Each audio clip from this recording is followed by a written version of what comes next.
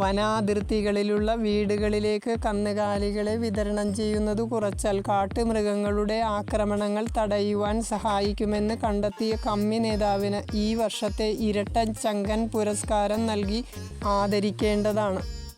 കാട്ടിൽ ജീവിക്കുന്ന ആന പോലുള്ള സസ്യഭുക്കുകളായ മൃഗങ്ങൾ നാട്ടിലേക്ക് ഇറങ്ങുന്നുണ്ടെങ്കിൽ അവയ്ക്ക് കാടിനുള്ളിൽ ഭക്ഷണവും ജലവും ലഭിക്കുന്നില്ല എന്നതിന് മറ്റു കാരണങ്ങളൊന്നും തേടി പോകേണ്ട ആവശ്യമില്ല. കാരണം ആവശ്യത്തിന് വെള്ളവും ഭക്ഷണവും കാടിനുള്ളിൽ ലഭ്യമല്ലാതെ വരുമ്പോൾ മൃഗങ്ങൾ അവരുടെ ഭക്ഷണം എവിടെ ലഭ്യമാണോ അവിടെ തേടിയെത്തുന്നു. അവിടെ ജീവിക്കുന്ന ജനങ്ങൾ അതിൻ്റെ ബുദ്ധിമുട്ട് സഹിക്കേണ്ടി വരികയും ചെയ്യുന്നു. അത് എഴുന്നള്ളിക്കാൻ കുറേ ചാനലുകാരും ഇറങ്ങുന്നു.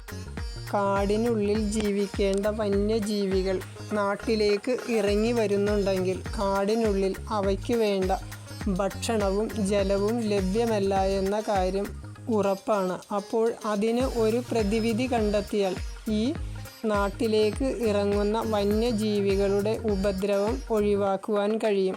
അല്ലാതെ നാട് കാണുന്നതിന് ഒരു മൃഗങ്ങൾക്കും താല്പര്യമുണ്ടാകുകയില്ല. വെള്ളവും ഭക്ഷണവും കാടിനുള്ളിൽ തന്നെ ഒരുക്കിയാൽ ഈ മൃഗങ്ങൾ ഒരിക്കലും നാട്ടിലേക്ക് വന്ന ജനങ്ങൾക്ക് ഭീതി സൃഷ്ടിക്കുന്ന ഒരു അന്തരീക്ഷമുണ്ടാകുകയില്ല. അപ്പോൾ അതിനു വേണ്ടി ചെയ്യേണ്ടത് കാടിനുള്ളിൽ ചെറിയ അരുവികളുള്ള ഭാഗത്ത് ചെറിയ തടയിണകൾ സൃഷ്ടിച്ച് അവിടെ വെള്ളം തടഞ്ഞു നിർത്തുകയും വെള്ളം ലഭ്യമല്ലാത്ത ഭാഗങ്ങളിൽ വെള്ളം ശേഖരിക്കുന്നതിന് ചെറിയ കുളങ്ങൾ പോലെ വെള്ളം ശേഖരിക്കുന്നതിനുള്ള സംവിധാനവും ഏർപ്പെടുത്തി കരിമ്പ്, പുല്ല്, മറ്റു ഫലവൃക്ഷങ്ങളും വെച്ചുപിടിപ്പിച്ച് സാധാരണ വന്യജീവികളായ ആന പോലുള്ള സസ്യഭുക്കുകളായ മൃഗങ്ങളെ അവിടെ സംരക്ഷിക്കുവാൻ കഴിയും. അത്തരത്തിലുള്ള ഭക്ഷണം ലഭ്യമാകുമ്പോൾ അവ കാടിനുള്ളിൽ നിന്ന് ഒരിക്കലും പുറത്തേക്കിറങ്ങി മനുഷ്യന് ശല്യമുണ്ടാവുകയില്ല. ഇതിൽ കാട്ടുപന്നിയും മാൻ പോലുള്ള മറ്റു മൃഗങ്ങൾ ഭാഗത്ത് ഉള്ളതുകൊണ്ട് തന്നെ മാംസഭുക്കുകളായ പുലി, കടുവ, കരടി പോലുള്ള ക്രൂര ജന്തുക്കൾ അവിടെ തന്നെ കഴിഞ്ഞുകൂടുകയും അവിടെ തന്നെ ഇര തേടി അവ ജീവിച്ചുകൊള്ളും. എന്നാൽ ഇത് ഒന്നും ലഭ്യമല്ലാത്ത ഒരു സാഹചര്യം വരുമ്പോൾ കാട്ടിൽ നിന്ന് ക്രൂരമൃഗങ്ങൾ പുറത്തിറങ്ങി മനുഷ്യനെ ഉപദ്രവിക്കുന്ന സാഹചര്യങ്ങൾ ഉണ്ടാക്കുന്നു. ഇത് ചാനലുകാർ വാർത്തയായി ആഘോഷം തുടങ്ങുന്നു. മന്ത്രിമാരും MLA-മാരും അവരുടെ വായിൽ തോന്നിയ മണ്ടത്തരങ്ങൾ ഇതുപോലെ വിളിച്ചു പറയുകയും അത് ജനം കേൾക്കേണ്ട ഗതികേട് ഉണ്ടാകുകയും ചെയ്യുന്നു.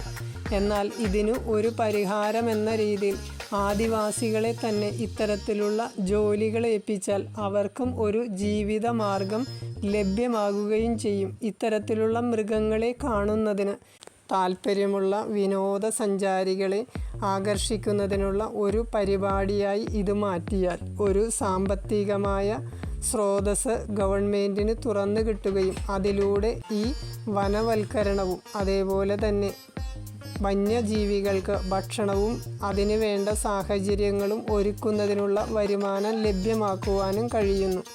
ഇത്തരത്തിൽ ബോധപൂർവം ചിന്തിക്കാതെ മണ്ടത്തരങ്ങൾ എഴുന്നള്ളിച്ച് ജനങ്ങളുടെ സമയവും ജീവിതവും പാഴാക്കുന്ന ഈ ജാതി മണ്ടന്മാരെ തന്നെ നമ്മൾ വോട്ട് ചെയ്ത് വിജയിപ്പിക്കുന്നു. മാധവ് ഗാഡ്ഗേൽ പറഞ്ഞത് വീണ്ടും സത്യമായി തന്നെ വരികയാണ്. കോറികൾക്ക് വേണ്ടിയും മണ്ണ് മാഫിയകൾക്ക് വേണ്ടിയും ഈ വനഭൂമി കയ്യേറുമ്പോൾ അദ്ദേഹം ഇതിൻ്റെ പരിണിത ഫലങ്ങളെക്കുറിച്ച് നേരത്തെ തന്നെ പ്രവചിച്ചിട്ടുള്ളതാണ്. ഇപ്പോഴത് സത്യമായി ഭവിക്കുന്നു. ചില മണ്ടന്മാരായ മന്ത്രിമാരും MLA-മാരും അതിന് വിരുദ്ധമായി പറഞ്ഞ് തങ്ങൾ പറയുന്നതാണ് ശരിയെന്ന് വരുത്തുവാനും ശ്രമിക്കുന്നു. കൂടി ശക്തിപ്പെട്ടു വന്നാൽ ഒരു 20-25 കൊല്ലം കൊണ്ട് ലോകത്തെ ഏറ്റവും വികസിതമായ നാടിന്റെ ഒപ്പമോ അർദ്ധവികസിതമായ നാടിന്റെ ഒപ്പമോ എത്താൻ സാധിക്കുന്ന ഇന്ത്യയിലെ ഒരേ ഒരു തുരുത്തായി ഈ കേരളത്തെ മാറ്റാനാവും എന്നുള്ളതാണ്. കള്ളന്മാരായ കമ്മ്യൂണിസ്റ്റുകാരുടെ ഒരു തുരുത്തായി കുറച്ചു കാലം കൊണ്ട് കേരളം മാറി എന്നാണ് ഗോവിന്ദൻ തള്ളിമറിച്ചത്. കേരളത്തിലെ ടൂറിസ്റ്റ് മന്ത്രിക്ക് അല്പമെങ്കിലും നാണമുണ്ടെങ്കിൽ ഇത് കാണുക. വിദേശികൾ വന്ന് കേരളത്തിൻ്റെ കടലോരം ശുചീകരിക്കുന്ന കാഴ്ചയാണ് ഈ കാണുന്നത്. കേരളത്തിലെ കടൽ തീരങ്ങൾ അത്ര വൃത്തിഹീനമാണെന്ന് ലോകത്തെ വിളിച്ചറിയിക്കുകയാണ്. അത് കാണുമ്പോൾ തന്നെ വിദേശികളുടെ കുത്തൊഴുക്കായിരിക്കും കേരളത്തിലേക്ക്. ഇങ്ങനെ തള്ളിമറിക്കുന്നതിന് ഗോവിന്ദന് ഒരു നാണവുമില്ല, മാനവുമില്ല. മലയാളികളെ ഏറ്റവും വേഗത്തിൽ പറ്റിക്കുവാൻ കഴിയുമെന്ന് ആദ്യം മനസ്സിലാക്കിയ ഒരു രാഷ്ട്രീയ പാർട്ടി കമ്മ്യൂണിസ്റ്റുകാരാണ്.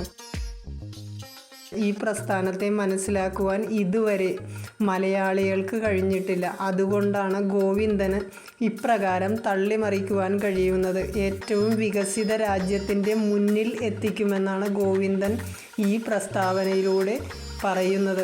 ഗോവിന്ദൻ ഉദ്ദേശിക്കുന്ന വികസിത രാജ്യം ക്യൂബയായിരിക്കണം.